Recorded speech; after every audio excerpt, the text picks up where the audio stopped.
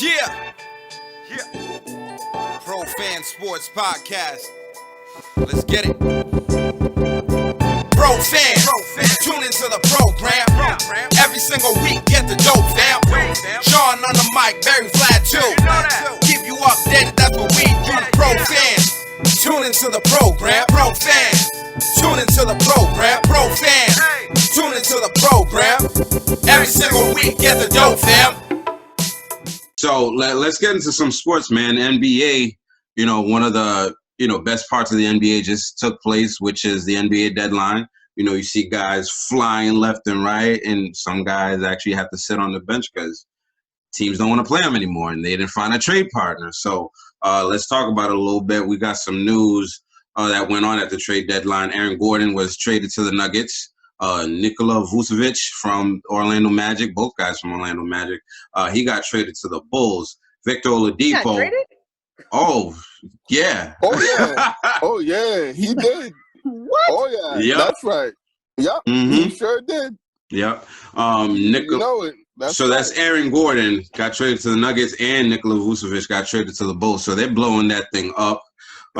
It's crazy. Victor Oladipo went from Houston to the Heat now, so now they got an even better lineup going on over there.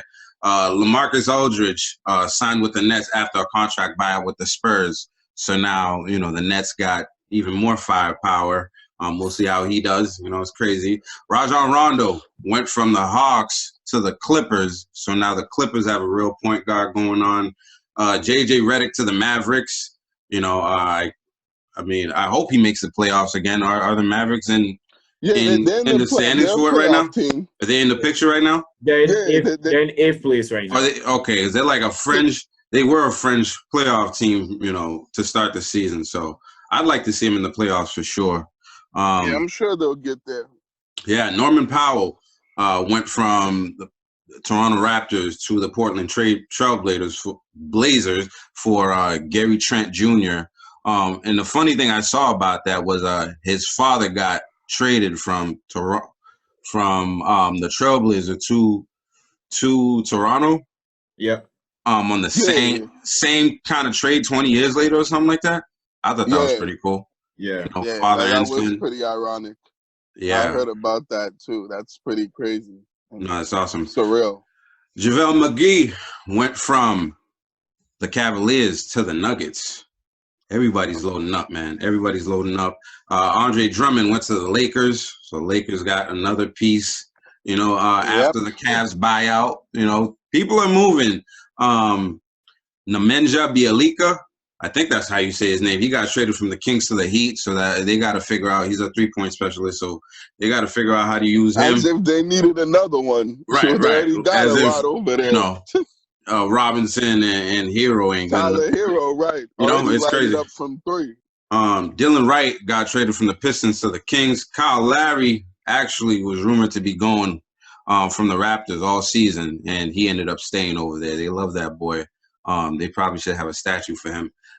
Philly traded for George Hill. They got another guard in there. Austin Rivers was waived by the Thunder, and he's expecting to sign with the Bucks. That's a move I didn't really understand. Like, Austin Rivers, he's like still in his prime, I feel like, right? Yeah, he still is. He's still young and right, and it's a thing like late 20s. So, he's definitely still got a good amount left in his career. I'm not too surprised about the move. He's a guy that's been moved around a lot. But I'm glad, he certainly found a playoff contender to go to instead of being stuck on the Thunder, who are clearly tanking and rebuilding right now.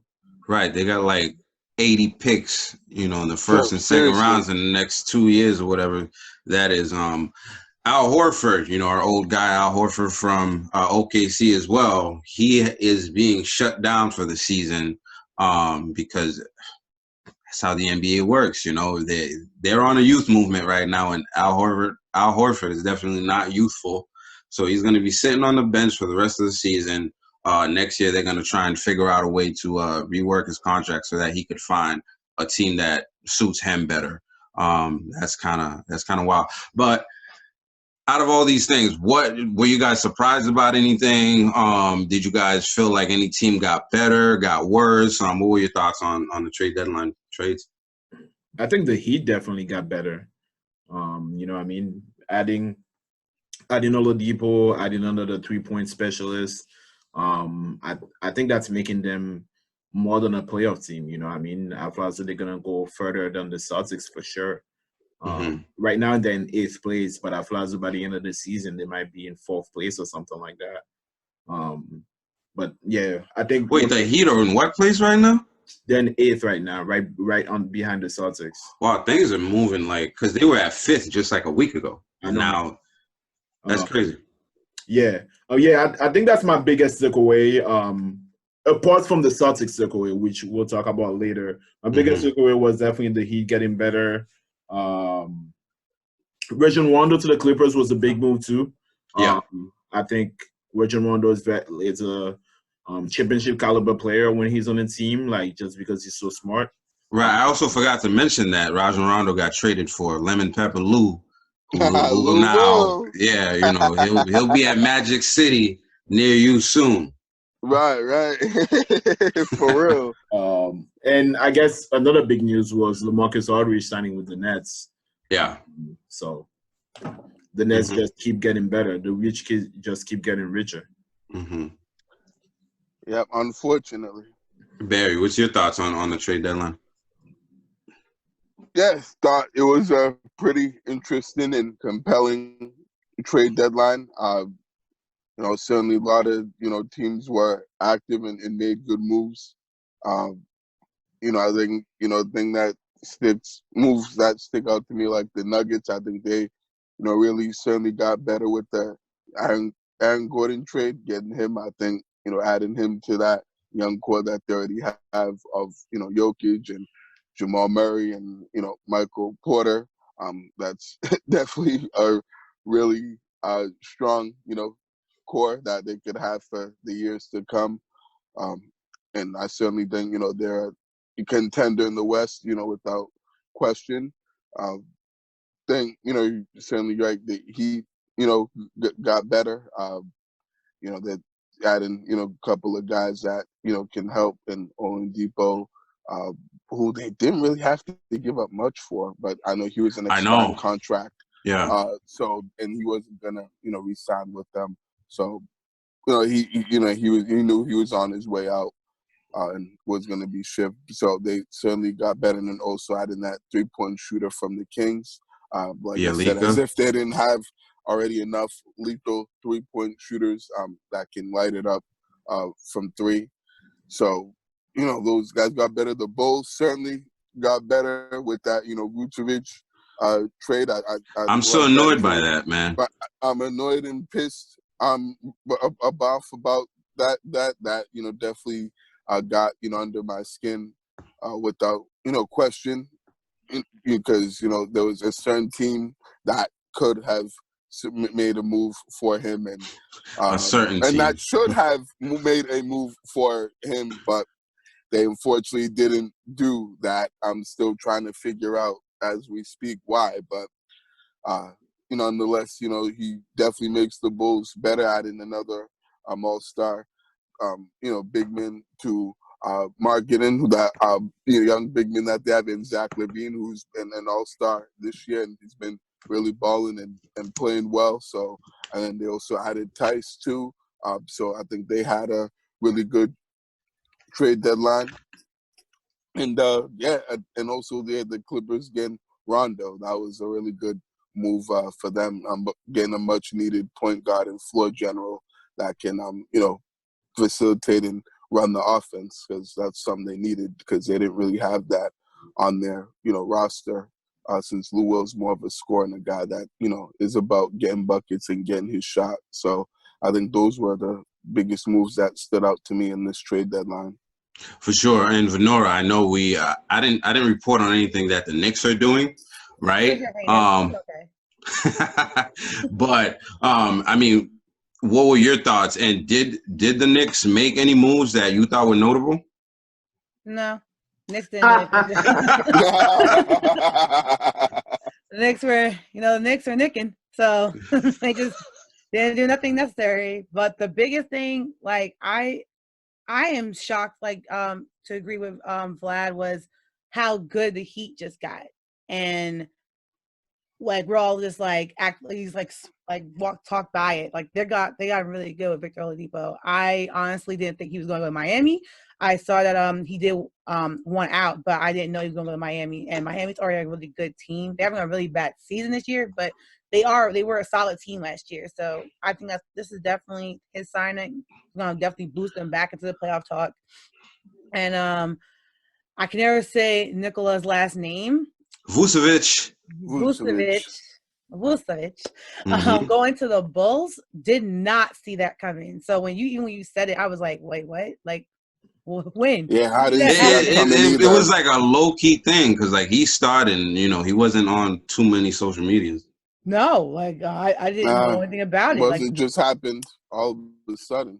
Like, he's underrated, man. My phone was beeping for everybody but him. So I'm just like, him going to the Bulls, the Bulls are just straight trash right now. So having him on the team, it's definitely going to make the energy different. He averaged 26.2 points this year so far. He's definitely going to bring some firepower to the Bulls. So I was very shocked about those two signings for sure. The Knicks, I'm never surprised by Knicks behavior. That's his Knicks. That's how they all going to be. And also, I'm annoyed with the Nets. I am. I don't know if we're going to talk about it later. Me too. I'm just saying I'm annoyed. Why you annoyed with the Nets? Because you need all this tape down a 37-year-old man. See all of this? He's 36. Sorry, 36-year-old man. Oh man, I know it's crazy. Crazy. Like, it's just ridiculous how they build these super teams, because teams like mine ain't gonna beat that. So that's not fair. So I'm just, even though we did beat them, but we didn't beat this. We did not beat this, and I think that's just like, it's making the NBA so like top heavy. Yeah, it's very one-sided and top heavy. It's like what teams are always gonna go to the finals. They're always gonna. It's like the Warriors and the Cavs all over again. I feel like this needs to be spread out. The Nets should not be able to, like you said, like the rich kids keep getting richer. There gotta be some trickle down effect. They can't all be on the Nets. Like I thought they won't be next year.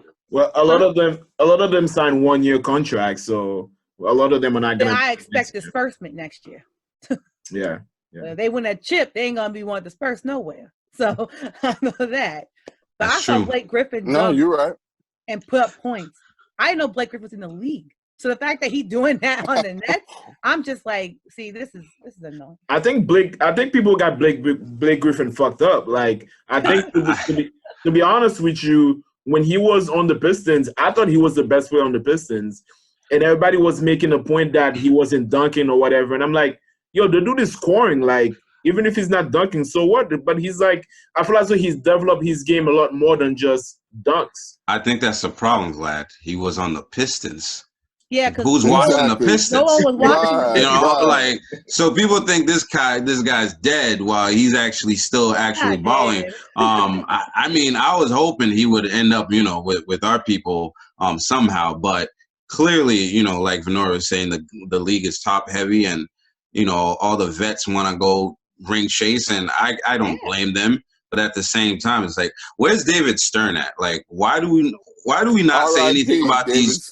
R.I.P. I know that, you know what I'm saying? But like, how is Adam Silver not intervening in any of these trades at all? Like, I mean, it's like in one way I like it, and then another I'm like, it's not right. It's not fair. A lot of the pickups by the Nets are buyout contracts. Mm-hmm. Like Aldridge and they chose to go there. Blake Griffin. So, there's not much you can do about that. Well, we know why they chose to go there. They chose to go there because they want their ring. Yeah. Exactly. Yeah. I mean, I can't blame them. I think it's gonna be funny if they don't get the ring. But I don't blame them. It would be hilarious. Venora, is there any moves that you wish the Knicks had made? I wish we got Victor Oladipo. Ooh. That would have been nice. I was quiet about it because like maybe hope. Hope. Did he want to go to the Knicks at one point? Yeah, he mentioned a few times. You know, he was like at the party in New York, and he was like, vibe. I was like, hope. We have hope. Yeah. And when I saw him go to the Heat, I was like, thank God. I was like, yeah. No, for sure. For me, I think it's I'm looking at the Nuggets, man. You know, because that's a team that was doing their thing last year, even in the postseason. They looked like a real strong team that could have, you know, went far. You know, if everything worked out for them. But unfortunately, they met the Lakers at, you know, in the conference or whatever. But I'm looking at them and getting Javel Mcgee. Now you got Jokic and Javel Mcgee in there as big guys. One guy we don't talk about is Bobo, the rookie, which I really like him as well, but he doesn't get as many minutes as he should.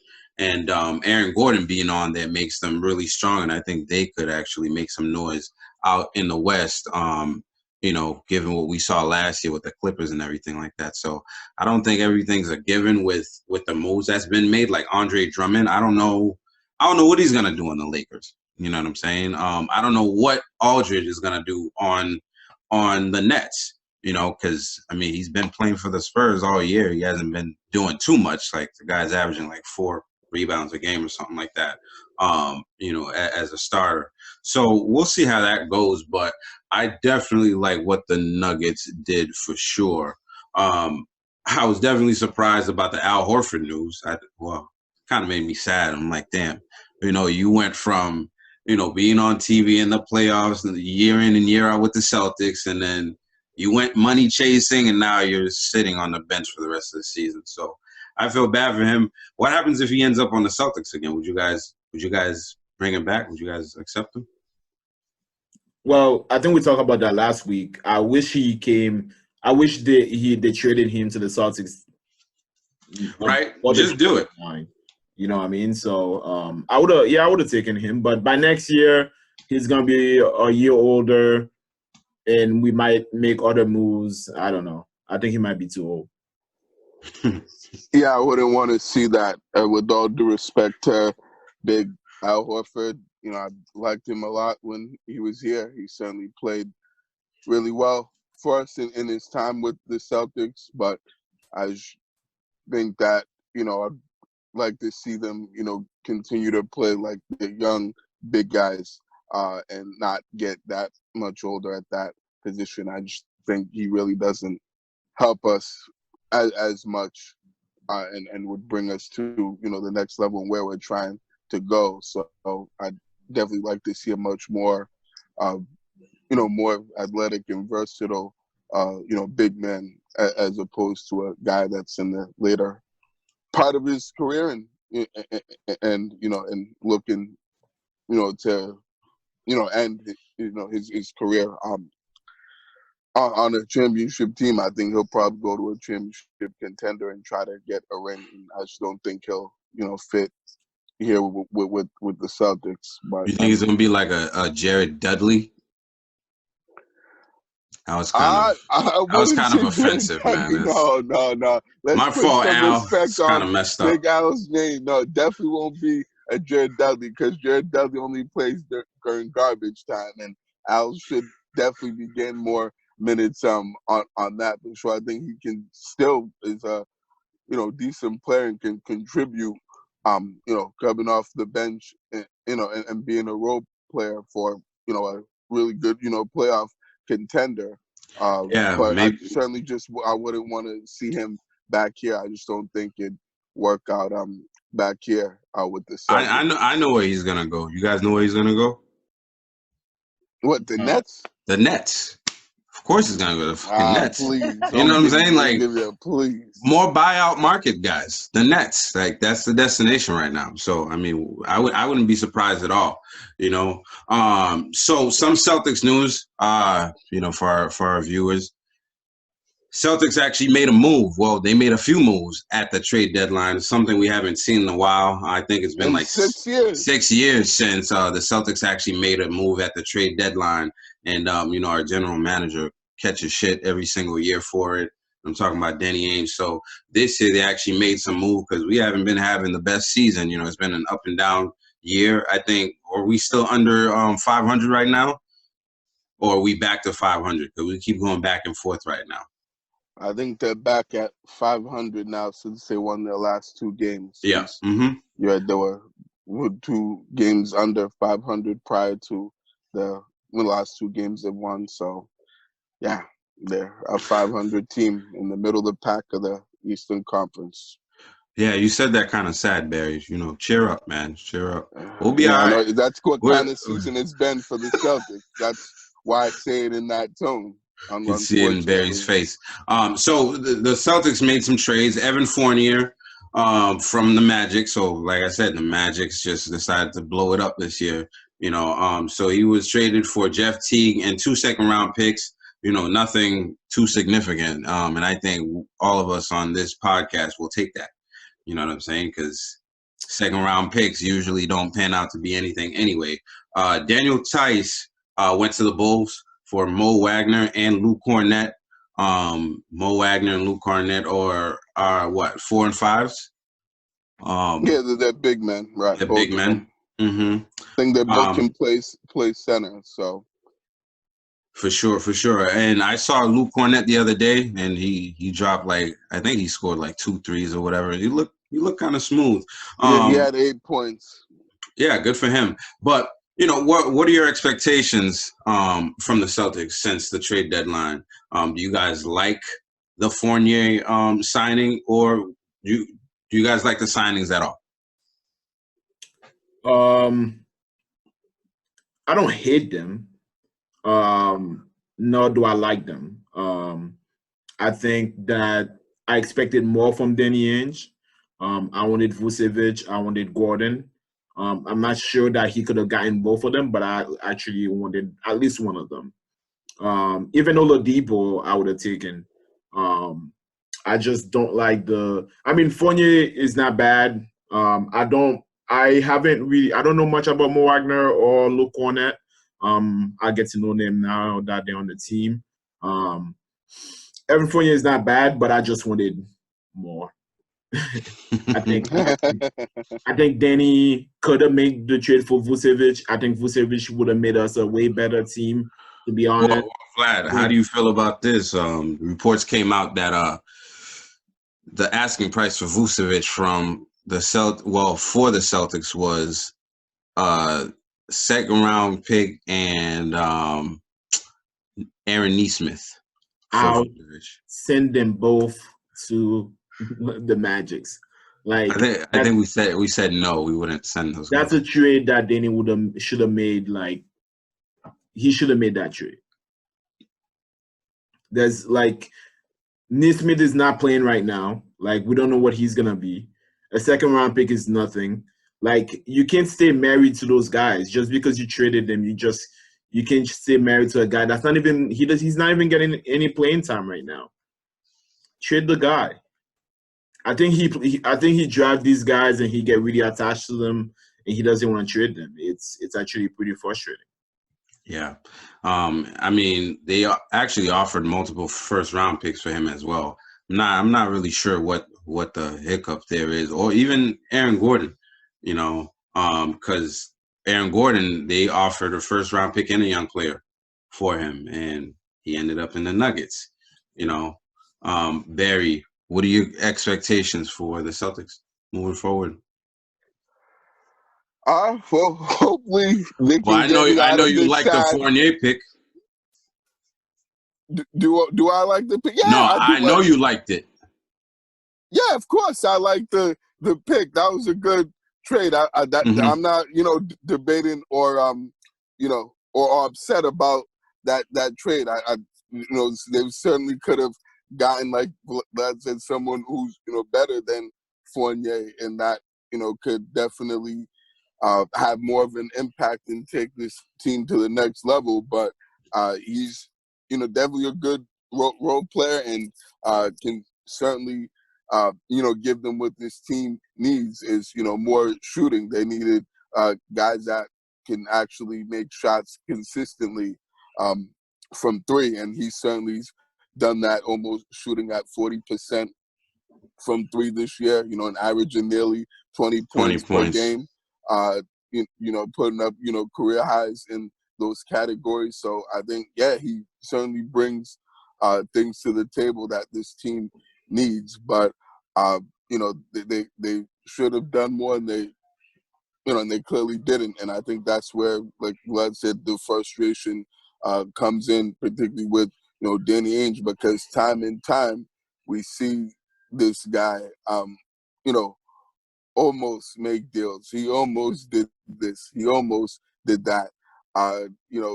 He almost got this player, but he never comes through when it's time to come through and deliver and get these guys. And that's what really makes it, discouraging and, and aggravating, with him, is that we see this year in and year out, and we think things are gonna change, every year, but it's the same old thing, time and time again with him. And and then he didn't. I feel like you're right. He definitely didn't deliver in this trade deadline, and was underwhelming, to say the least. But Fournier will certainly help this team, and because they needed more bench scoring off the bench. But the other moves, I'm not too thrilled about. I understand why they kept, why they gave away Daniel Tice. They wanted to salary dump and get under the luxury tax. But those two big guys that they got, Mo Wagner and Luke Cornett, I'm not really too fond of them. I don't really expect much from those guys, and don't really think they're that good, but to be quite honest. So we'll see how they do here. Maybe a change of scenery will help. But from what I've seen previously from those guys, I think they're, garbage time players, honestly, to tell y'all the truth. But yeah, it was just a terrible overall deadline for the Celtics and for Danny Ainge once again. But at least he did something I made a move to actually help the team somewhat, but just wasn't enough, clearly. Yeah, no, I hear you, man. Venora, I mean, are you paying any attention to the Celtics at all? Did you like the trade that we got? Do you know much about Fournier at all? I don't know much about the trade itself. I kind of, when you guys were talking about it, I was just doing a little research while this is happening, and I feel like right now you guys are in a really, like, you're teeter-tottering always like 6th and 7th place. So right now you definitely need some, like, more power behind it. So I'm hoping that Evan Fournier can be a boost to your guys' team to keep you guys in the playoff division, like playoff standings. But I feel like there's more. I haven't been able to even watch your guys' games. They'll come on down here. But definitely just to just even like keep up with stuff. I think that there's a little more pieces that need to be worked with. It's hearing what Vlad and Barry said about just how the team is run and how the head office is run. It just seems like there's a lot of connection to players, not connected to the business. So if there's players that need to go so you can have more, space and more money to flex around with, then that needs to happen. So I just think absolutely. So that's what it seems like has been, based on what I'm hearing, is a problem. But you definitely need more power. So I think hopefully Evan Fournier is bringing that power. But I definitely think it's time to also cut some cords. Yeah, no, for sure. I mean, for me personally, I loved what Danny Ainge did.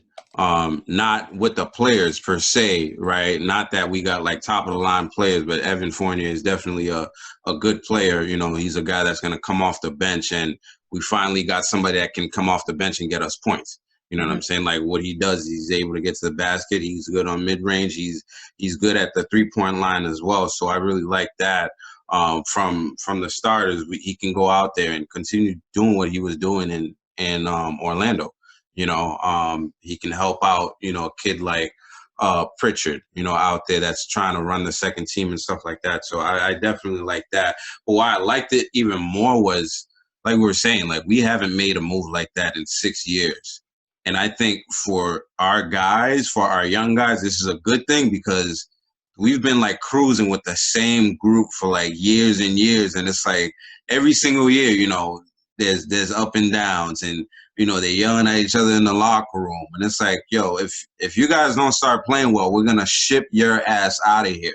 You know what I'm saying? And in that standpoint, I like that because the game after the trade deadline, these guys came out swinging and they was playing really hard in that game, and they were draining like pretty much every single three in that game, it seemed like, and they were still shorthanded. Fournier didn't play, and they still took care of business. I believe it was against the Bucks, where they actually went out there and did what they had to do.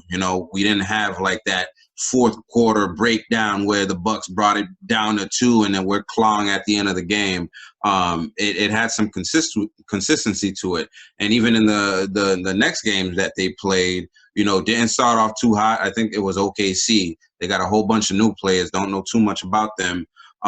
They came out hot. We didn't, and we rallied back and won that game. So in that standpoint, I really do like what Danny Ainge did. And hopefully that opens us up, to actually making a real move in the summer. I mean, in the off season, you know what I'm saying? Without worrying about, who we're going to trade, because clearly, like, some of these guys need to go. And we still have some of them on the team that we can use to ship, in other deals. So I definitely like to see that moving forward from Danny Ainge. And maybe he's been hearing what we've been saying all year, right? Because, everybody's been telling him, dude, you gotta do something. Right, I hope so. I hope he's been hearing something. Yeah, for sure. I definitely I'm disappointed by, all the players that want to go straight into, superstar teams that are super loaded and not really trying to like go somewhere where they actually have to work. Like if a Drummond comes here, he's like a focal point on the Celtics right now, as opposed to going to the Lakers. He's going to do some stuff there, but, he's going to be like the 4th, 5th option on that team, automatically. So it's just like, well, he'll be getting a lot of run over there while LeBron and AD are hurt. And I think that was a factor. You know what I'm saying? They're going to be out for a while, and he's going to be, a focal point and, and someone that they, they prioritize in their offense and stuff. So I think that was a big, reason why he decided to sign over there as opposed to over here. He'd be sharing minutes with, Time Lord Williams and Tristan Thompson when he gets back. So I feel like he felt like that was a better opportunity for him to showcase what he can do with the Lakers as opposed to come with the Celtics. Right. Andre Drummond is so good he was on the buyout market. So we'll see how good he is he's nice, man. With the Lakers. 17 and 13, John. I know, but I know that a lot of it is empty stats. They don't really like impact winning. You know what I mean? Because he was on the Cavs. Well, he's on the Cavs. Like, how can you impact winning on the Cavs? I'm just saying, man, even on the Pistons, he wasn't impacting winning, That's the Pistons, right? 2 trash teams and organizations. Like, right. That you can't really get, I can't expect, a guy that's heavily touted to actually be doing something on these teams. But nevertheless, he chose them, and that's what he's gonna do. And we were left with our hands empty. When it comes to the big names, anyway, right? One thing I keep hearing about is Demarcus Cousins, right? And I think one of our viewers asked that, do the Celtics need help at center from Demarcus Cousins? Because I think he's been on the buyout. Because he got released. Available. He got released by Houston, right? Yeah. So he's a free agent. Yeah. Would you guys entertain that idea? With the Celtics? Yeah. This question came from Gillette Paul. Mm-hmm. Big shout out to Gillette Paul, one of our biggest fans. Yeah, man. I don't know. I think I would entertain it for sure. I think we need size. I mean, we got those 2 players that we don't know much about. I mean, DeMarcus Cousins is not playing his best basketball right now because he had basically 2 years of not playing basketball, especially with the injuries. So it's taking him a little bit to be what he used to be. But I think I would want to see what he is with the Celtics. Mm-hmm. Yeah. For sure. I mean, Barry, go ahead. Man, I would say to bring him in, but I just don't know, guys, on how much he has left in the tank and whether he can make sort of any impact and contribute on this team. So I don't think it'd be the best idea. I get that they need more size, especially if something happens to Time Lord, then we're kind of really screwed. But I don't know if he's the best guy. We got Taco, for them though. to bring in. Yeah, but Taco's not ready and it's still developing. I love saying that because the Boston fans are like, yo, put Taco in the game. It's like, dude, he's not ready. Right. He hasn't developed yet, right? He's still got a lot of developing in his game to do in order to be a key rotation player, on any team in the NBA. So he still has a ways to go in regard to that. But I just think Demarcus Cousins is a shell of himself. Like, I really don't think, you know what I'm saying, he's that good of a player anymore and can help a team. I think he's even more of a liability because, right, doesn't play defense and, doesn't really, run the floor really well. And I know when he was on the Rockets, teams were exposing him, on that end of the floor on defense, being able to defend the pick and roll and and run the floor since he's not really moving as well coming off those injuries. So I would probably pass and say no, they shouldn't get Demarcus Cousins and should look elsewhere for help at center and what on the front court. Are you a Boogie Cousins fan, Nora? I am. I do think that the injuries have, the mental piece of it too. Because after being injured twice and being out the way he was, I don't think he would benefit you guys that way that you need him to. Mm-hmm. I think right now I feel like he has to get once the mental is gone, everything else falls apart, and it's just been showing throughout. So after he came back, so it's just like I wouldn't rush and pick him up if I were y'all. I would, hope that he can rehab and get himself together, and cause I don't think that's what will help you. You don't need more problems on your team. You need more personalities on your team. You need more things simple. So I wouldn't do that if I were y'all. Would you like him on the Knicks? No. No, thank you. Yo, Venora's ruthless, man. He's like, nah. I mean, don't bring him here. We don't want him. Hey, keep it 100. No, I mean, I used to like DeMarcus Cousins for sure. I actually posted him yesterday, or maybe like a day before that, when Aldridge got signed by the Nets, and there was the clip where he dropped like 55, and I guess he was getting like fouls out there. He's like, I hope the world sees what's going on because this is ridiculous. So I saw that post on the Profit Sports IG. That was hilarious. He dropped 55 that night. He dropped 55, but those were Sacramento Kings days, and those days have been long gone. Yes. And at one point, before the Achilles injury, there was a lot of rumors about him and the Celtics, and the rumor was his personality is too strong for Vlad. I would have loved to have him then, but that never came to fruition, and he is where he is right now for a reason. Like, for you to like be released by the Rockets, who just went on like a 20-game losing streak, that says a lot about the player you've become. And like Venora was saying, I think he does not help our situation. And we have a new starter out there in the Time Lord, right? And Time Lord, his first start, he actually messed around and did really well. He showed up on. He balled out. He showed up on everything that has to do with stats for that night. He had points, rebounds, steals, assists, blocks. He had everything that night. And I'm definitely looking forward to seeing how he grows because, in the NBA, you only get better the more playing time you get, if you're not getting that time. And I think that's the reason why we traded Daniel Tice as well, right? Because like we need some time for Time Lord to actually develop. Like he keeps showing us, you know, a lot of flashes in what he can do, you know, from game to game. And now he's gonna have some consistent minutes. I'm definitely curious to see what he does there. Another question we got. John, just real quick on Time Lord.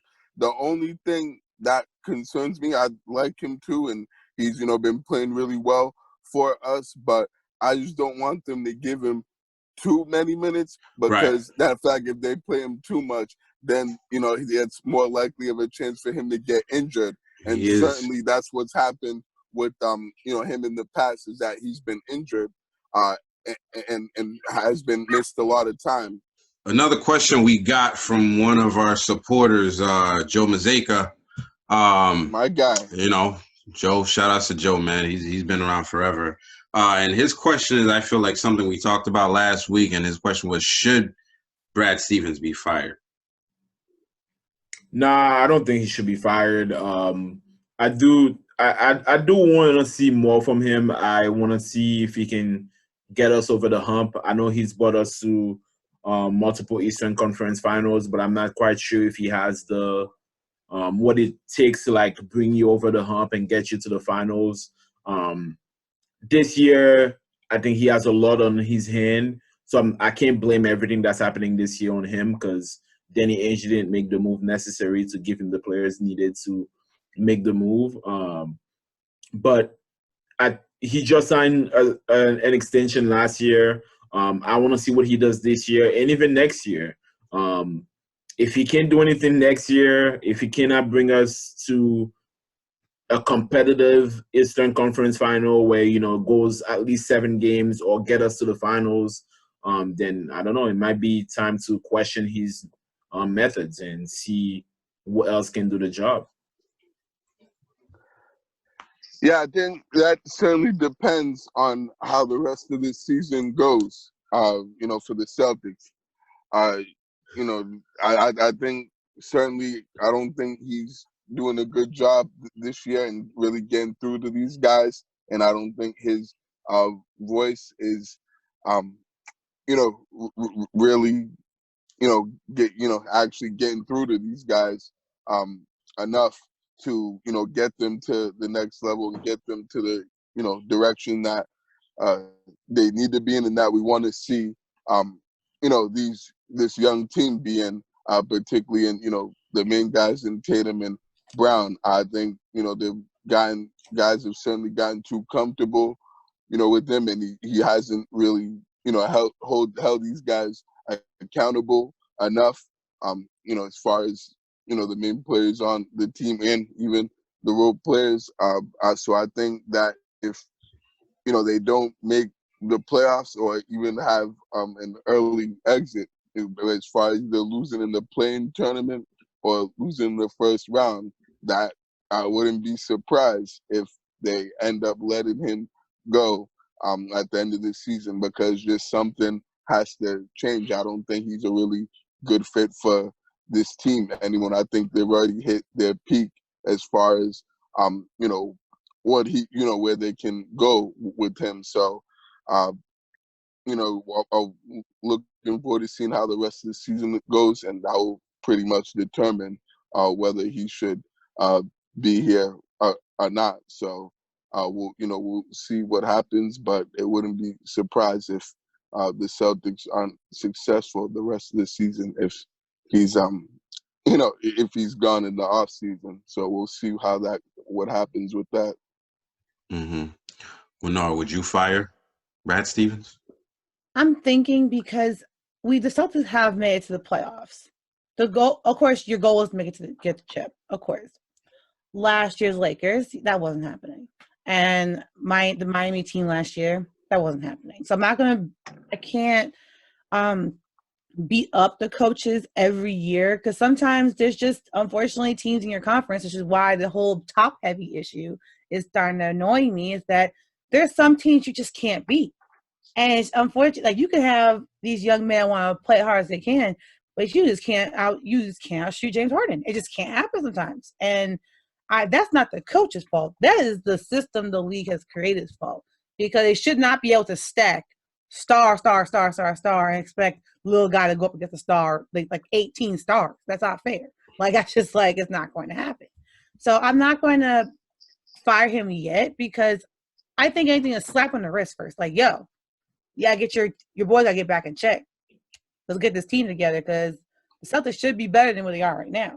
Yeah, absolutely.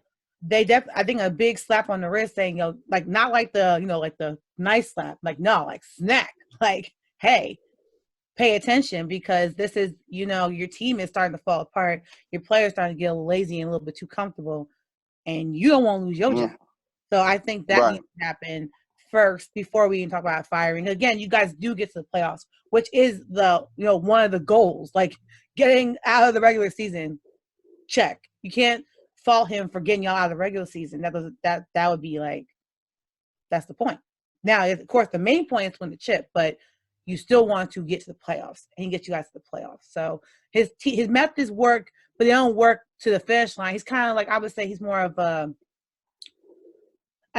Taurus and Hare combined, because you still get to where you need to finish line number 1, but then it's like you guys take a nap. That's when you take a nap, and then you guys end up not getting a chip or winning out of the conference. So that's why I would say that's where the issue always is, right there. But he does get you to that first finish line, or like the halfway point, I would say. So you can't lose your job for that. But I think if it does not improve and you only get to round 1 or round 2 of the playoffs, that is going to become a problem. Yeah, absolutely. I mean, for me personally, I think Brad Stevens hasn't had a bad season as a Celtics coach yet, right, since he's been here. And this year's looking like the most challenging year so far, even with the guys that we had in Kyrie and that whole dysfunctional team. You know what I'm saying? We got kicked out in the second round that year, but like Venora was saying, we still made it to the playoffs. And I don't think one season where you're not, reaching expectations or exceeding expectation doesn't constitute somebody getting fired, right? But at the same time, I think if this is something that's happening like next year, you could be surprised next year. Because, again, I said this on the show last week, Brad Stevens signed an extension last season, so he's here for a while, even though the details of the deal was not disclosed out there. But I can only imagine he's here for a considerable amount of time. Right, especially how the Celtics usually do things. The coaches are here for a while. If we're remembering guys like Doc Rivers, but I definitely don't think he should be fired this year at all. We got to think about roster build-up too, and that's not on Brad. That's on Danny Ainge. And if you're not giving the guy the pieces that he needs to actually make this work, because we've seen Brad make things work. Even when he hasn't had too many pieces, like he's made it far with guys like Isaiah Thomas.